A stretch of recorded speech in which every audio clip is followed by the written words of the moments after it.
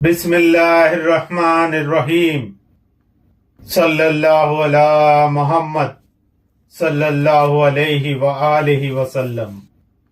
جو زخم امت نے حضور کو دیے، یعنی جو زخم حضور کو ماننے کا دکھاوا کرنے والوں نے حضور کو دیے، کیا آپ کو ان زخموں کا احساس ہے؟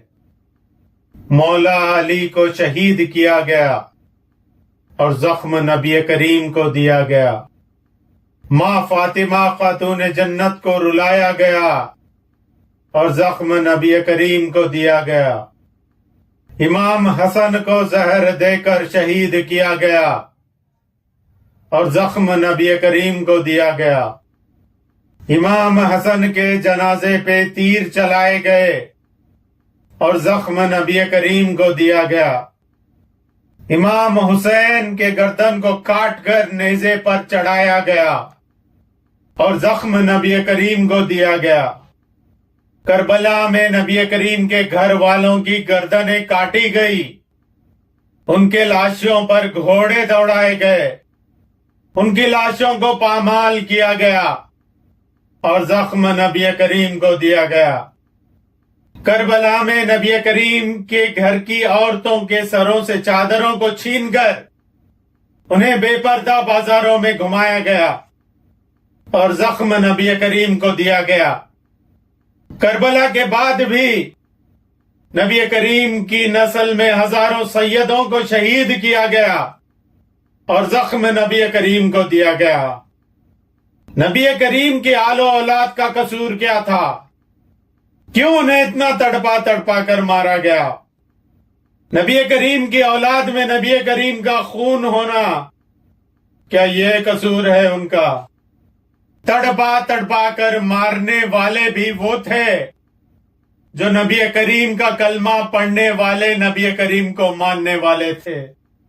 کیا نبی کریم کی اولاد کو تڑپا تڑپا کر مارنے والا نبی کریم کو ماننے والا ہو سکتا ہے؟ آج ہم نبی کریم کی اولاد کو ماننے والے کو نبی کریم کا ماننے والا سمجھتے ہیں اور ان مارنے والوں کی حمایت کرتے ہیں، طرفداری کرتے ہیں۔ کیا مارنے والا ماننے والا ہو سکتا ہے؟ ان مارنے والوں کو ہم برا سمجھتے ہیں اور برا جانتے ہیں اور ہم ان کے خلاف ہیں، تو ہم حضور کے ساتھ ہیں۔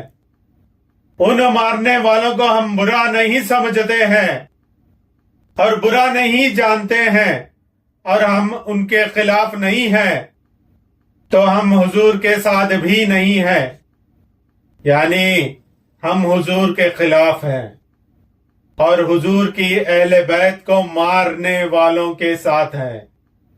جو مارنے والا ہے وہ اصل میں ماننے کا دکھاوا کرنے والا ہے، یعنی وہ منافق ہے جو اصل میں نبی کریم کا دشمن ہے۔ جو ان منافقوں کی طرفداری کر رہا ہے وہ بھی منافق ہی ہے، کیونکہ منافق ہی منافق کی طرفداری کر سکتا ہے۔ جس نے بھی نبی کریم کی اولاد پر ظلم کیا وہ مسلمان منافق ہے، اور جو ایسے منافق کو منافق نہیں سمجھتا وہ بھی منافق ہے۔ جو مسلمان اچھائی اور برائی میں فرق نہیں کر سکتا وہ مومن ہو نہیں سکتا۔ منافق کو بغض حضور کی آل سے نہیں، منافق کو بغض حضور سے ہے۔ نبی کریم سے جو بغض تھا امت میں چھپے منافقوں کو، اس بغض کو نبی کریم کی اولاد پر دکھایا امت میں چھپے منافقوں نے۔ جس نے نبی کریم کی اولاد پر ظلم کیا وہ اصل میں نبی کریم کا دشمن ہے۔ نبی کریم کے دشمن کو ہم اپنا دشمن سمجھتے ہیں تو ہم نبی کریم کے وفادار امتی ہیں۔ نبی کریم کے دشمن کو ہم اپنا دشمن نہیں سمجھتے ہیں تو ہم نبی کریم کے وفادار امتی نہیں ہیں۔ ہمیں نبی کریم سے وفاداری کرنی ہے۔ اگر آج ہم نبی کریم سے وفاداری کریں گے تو آخرت میں ہم کامیاب ہوں گے۔ اگر آج ہم نبی کریم سے وفاداری نہیں کریں گے تو آخرت میں ہم نبی کریم کے دشمنوں میں ہوں گے، اور جو نبی کریم کے دشمنوں میں ہوگا وہ کبھی بھی کامیاب ہو نہیں سکتا۔ نبی کریم کے دشمنوں کی جو لوگ حمایت کرتے ہیں، طرفداری کرتے ہیں، وہ لوگ بھی نبی کریم کے غدار ہیں، دشمن ہیں۔ کیا نبی کریم سے محبت کرنے والے نبی کریم کے دشمنوں سے محبت کر سکتے ہیں؟ کیا نبی کریم سے محبت کرنے والے نبی کریم کی اولاد سے دشمنی کر سکتے ہیں؟ کیا نبی کریم سے بغض رکھنے والے نبی کریم کی اولاد سے محبت کر سکتے ہیں؟ کیا اللہ کو ماننے والا مسلمان اللہ کے دشمنوں کی حمایت کر سکتا ہے؟ کیا اللہ کو ماننے والا مسلمان اللہ کے دشمنوں کی طرفداری کر سکتا ہے؟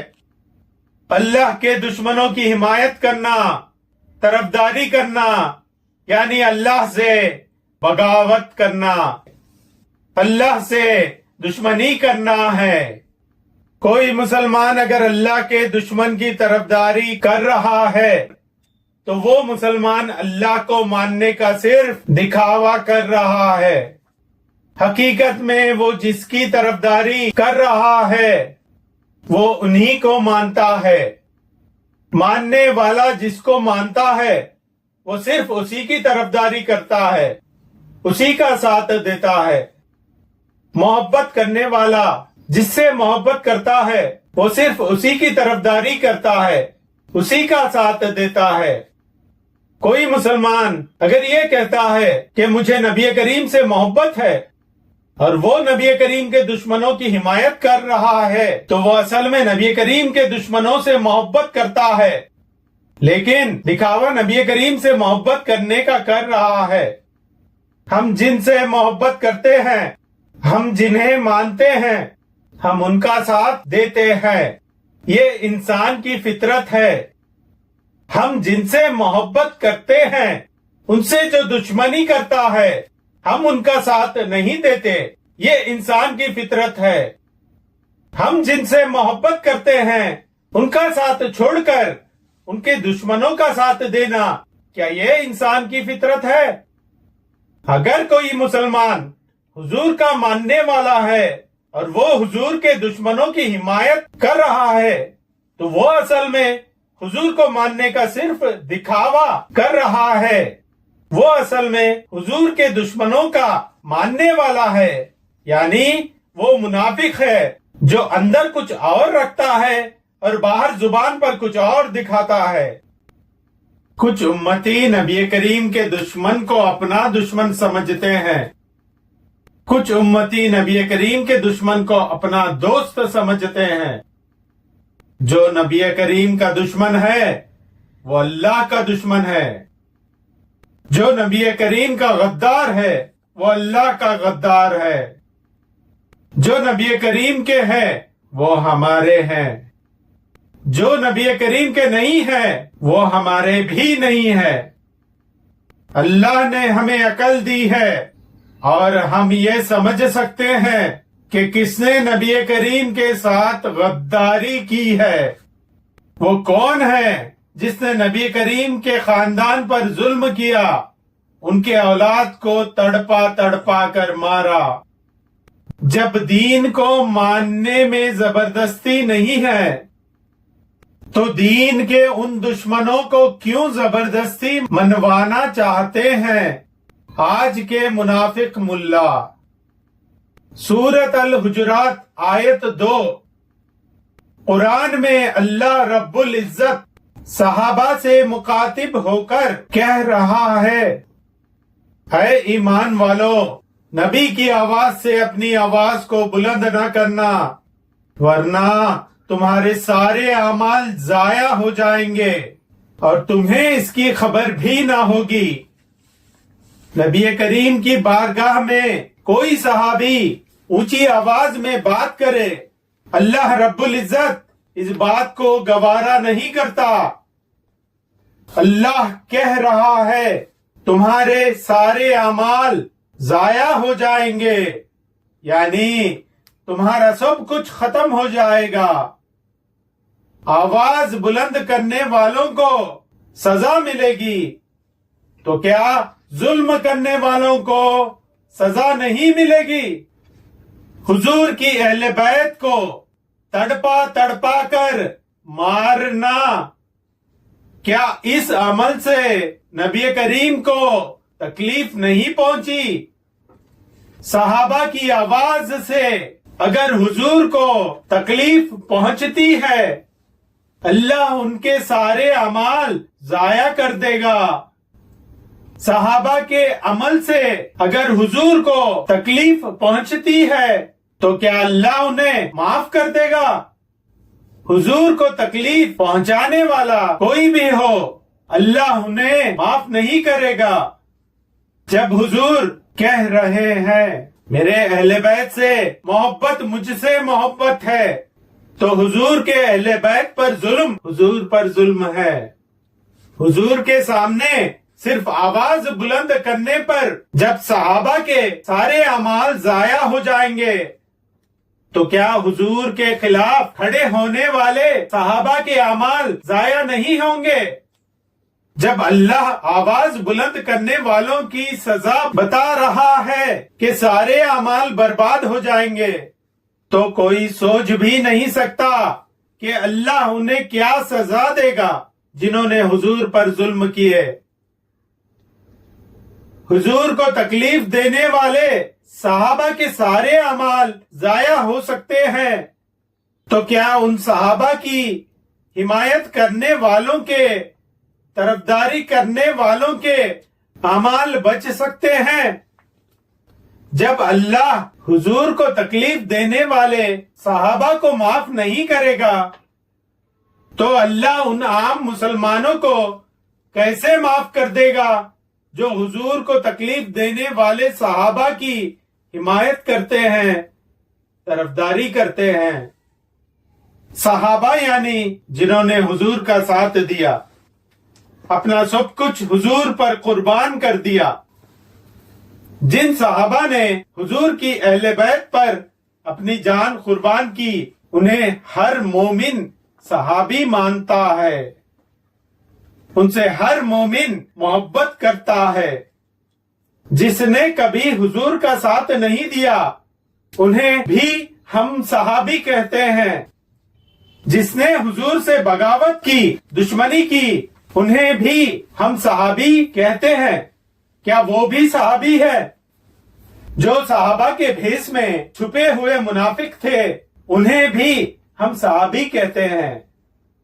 جن صحابہ نے صرف حضور کا ساتھ دینے کا دکھاوا کیا اور حضور کی اہل بیت پر ظلم کیا، کیا ان کو بھی صحابہ ماننا ضروری ہے؟ جنہوں نے حضور کا ساتھ دیا، ان کو ہم صحابی مانتے ہیں۔ جنہوں نے حضور سے دشمنی کی، جنہوں نے حضور کو تکلیف دی، جنہوں نے حضور کا ساتھ دینے کا صرف دکھاوا کیا، کیا ان کو بھی صحابہ ماننا ضروری ہے؟ حضور کا ساتھ دینے والا بھی حضور کا ساتھی، حضور کا دشمن بھی حضور کا ساتھی، یہ کیسے ہو سکتا ہے؟ جن صحابہ نے حضور کی اہل بیت پر ظلم کیا، ان صحابہ سے مومن کبھی محبت نہیں کر سکتا۔ ان صحابہ سے صرف وہی محبت کر سکتا ہے جو حضور کو ماننے کا دکھاوا کرتا ہے، یعنی ان صحابہ سے صرف منافق ہی محبت کر سکتا ہے۔ جو حضور کا وفادار امتی ہے، وہ حضور کے وفادار صحابہ سے محبت کرتا ہے۔ جو حضور کا غدار امتی ہے، وہ حضور کے غدار صحابہ سے محبت کرتا ہے۔